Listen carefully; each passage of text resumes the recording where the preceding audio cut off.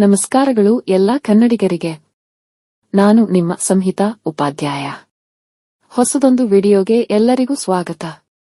ಮಾನ್ಯ ವೀಕ್ಷಕರೇ, ಈಯೊಂದು ವಿಡಿಯೋ ಬಂದು ನಮ್ಮ ರಾಜ್ಯ ಸರ್ಕಾರದ 5 ಯೋಜನೆಗಳಲ್ಲಿ ಒಂದು ಮತ್ತು ಮುಖ್ಯವಾದ ಫ್ರೀ ಬಸ್ ಯೋಜನೆಗೆ ಸಂಬಂಧಿಸಿದಂತೆ ಒಂದು ಮುಖ್ಯವಾದ ಅಪ್ಡೇಟ್ ಏನಂದ್ರೆ, ಈಗ ತಮಗೂ ಗೊತ್ತಿರುವಂತೆ ಅಥವಾ ಎಲ್ಲರೂ ಮಾಡುವ ಹಾಗೆ ಬಸ್ನಲ್ಲಿ ಪ್ರಯಾಣಿಸುವ ಮಹಿಳೆಯರು ಫ್ರೀ ಬಸ್ ಟಿಕೆಟ್ ಪಡೆದು ಅಂದ್ರೆ ಜೀರೋ ಟಿಕೆಟ್ ಪಡೆದು ಅದನ್ನು ಎಲ್ಲೆಂದರಲ್ಲಿ ಬಿಸಾಡುವುದು ಅಥವಾ ಹೇಗೂ ಫ್ರೀ ಇದ್ದೆಲ್ಲಾ ಟಿಕೆಟ್ ಪಡೆಯದಿದ್ದರೂ ತೊಂದರೆ ಇಲ್ಲ ಎಂದು ಬಸ್ನಲ್ಲಿ ಫ್ರೀ ಟಿಕೆಟ್ ಪಡೆಯದೇ ಇರುವುದು, ಇದಕ್ಕೆ ಸರ್ಕಾರದ ಕಡೆಯಿಂದ ಒಂದು ಮುಖ್ಯವಾದ ಮಾಹಿತಿ ಬಂದಿದೆ.